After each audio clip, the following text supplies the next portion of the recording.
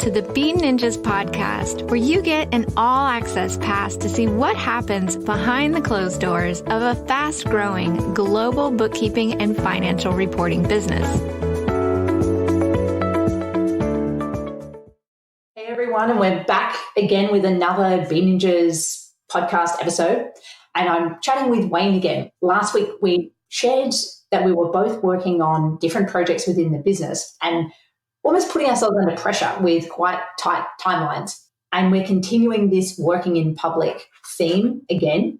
But before we go into that, Wayne, how did you find that first week? How are you? I'm doing really well. So it's exciting. I feel as if I'm in a startup again. It's been a bit of time since we've released a new service offering. We really buckled down in the last few months in solidifying our core offering, which is a traditional bookkeeping service offering.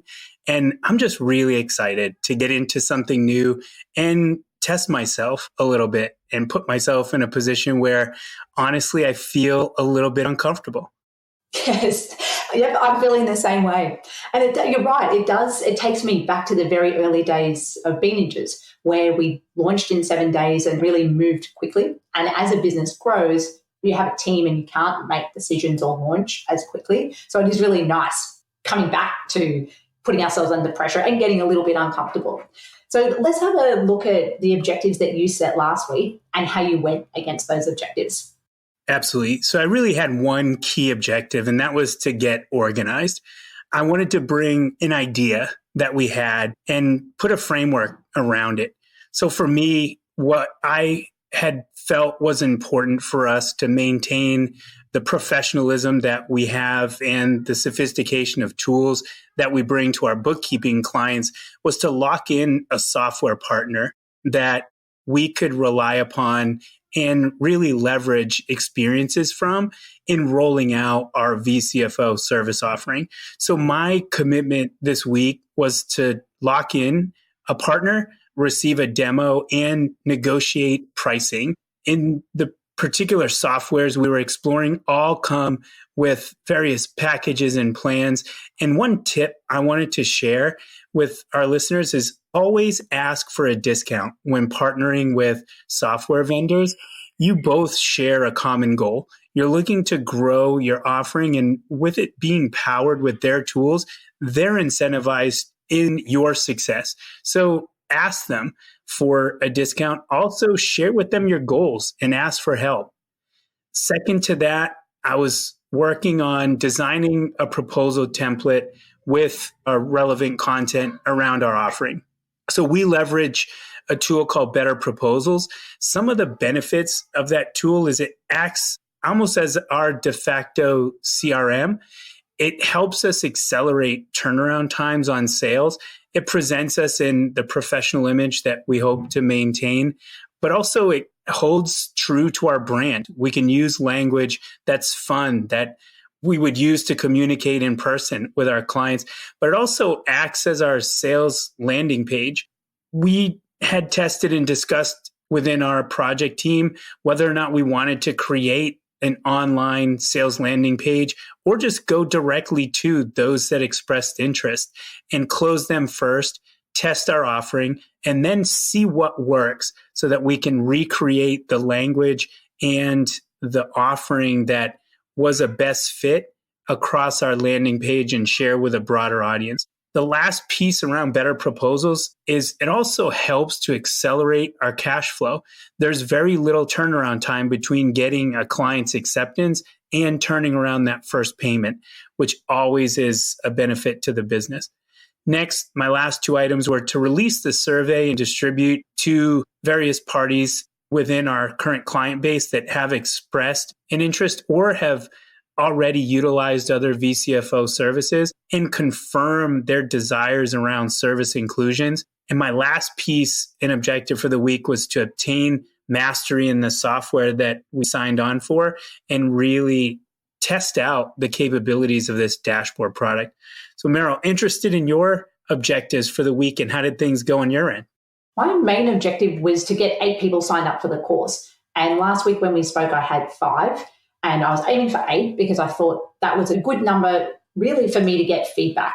the purpose of this first course launch is to deliver a great experience, but to get a lot of feedback around what people want to learn, the way that I'm delivering it, to really try and improve the course. And I have ended up with 7 signed up, and I'm still working in the background to try and get that 8th person. The group calls start next week, and I've held actually just some really short calls with different people who have signed up. So people that I hadn't previously spoken to or who weren't previous clients, just to get a sense of where their accounting knowledge is at. And also, even though I've surveyed them already, just to jump on the phone to see in their own words what they wanted to learn, to make sure that I'm going to meet or exceed their expectations with the course, and to make sure I've got content that covers what they want to learn. And an interesting learning point for me from that process was I realized that even though I was trying to find 8 people, the 7 participants that signed up actually had different needs. And so I've split that into 3 groups. And I realized people selling products need to learn something different to service business owners, and that virtual assistants have different goals around what they need to learn compared to business owners. So instead of creating one lot of content, I've now created 2 separate streams of content, products and services, and split that into 3 group coaching calls. And that definitely took longer for me to organize this week in terms of scheduling the group coaching calls and also creating that content. My second item for the week was to share the first week of video content, and I have done that. I've shared yesterday the video content and worksheets for service businesses, but I was not expecting to create a second stream of content around products. So that's taken me a bit longer, and that will be released today. And then my last item was around scheduling the group calls. And again, a lesson that I learned, something I didn't think about when I sent out the survey, was I had listed out a whole lot of different days and times, and each of the participants could select a checkbox of when they were available. But I unfortunately didn't put the time zone. And of course, we've got people in multiple time zones. And so that actually created a lot of backwards and forwards trying to group the service business owners together in a call that suited everyone, and the same with the e-commerce business owners. So lesson learned for next time, to find out what time zone people are in when doing their scheduling. That really leads into my challenges. And one of the challenges was around the logistics of scheduling. And I think next time I do the course, I'll actually just select a couple of different time zones and select those so that it suits, say, the US time zone in Australia, and pick a day and a time and just say that's when the course is running. And then people who are available at that time can join the course, so that it avoids a lot of the backwards and forwards that I had. My other challenge is pretty similar to last week in juggling the time that I'm spending not only creating the course content, but also selling the course, because I'm still looking for extra people to join, and balancing that with my normal day-to-day activities in Big Ninjas. And what about you, Wayne? What's been your biggest challenge? Yeah, I had 2. So my biggest challenge was I lost my project manager. And it became a challenge only because it's also my youngest, my triplets' 5th birthday this week, actually tomorrow. So for me, the biggest challenge has been balancing that time and managing my time effectively around the other responsibilities that we have on.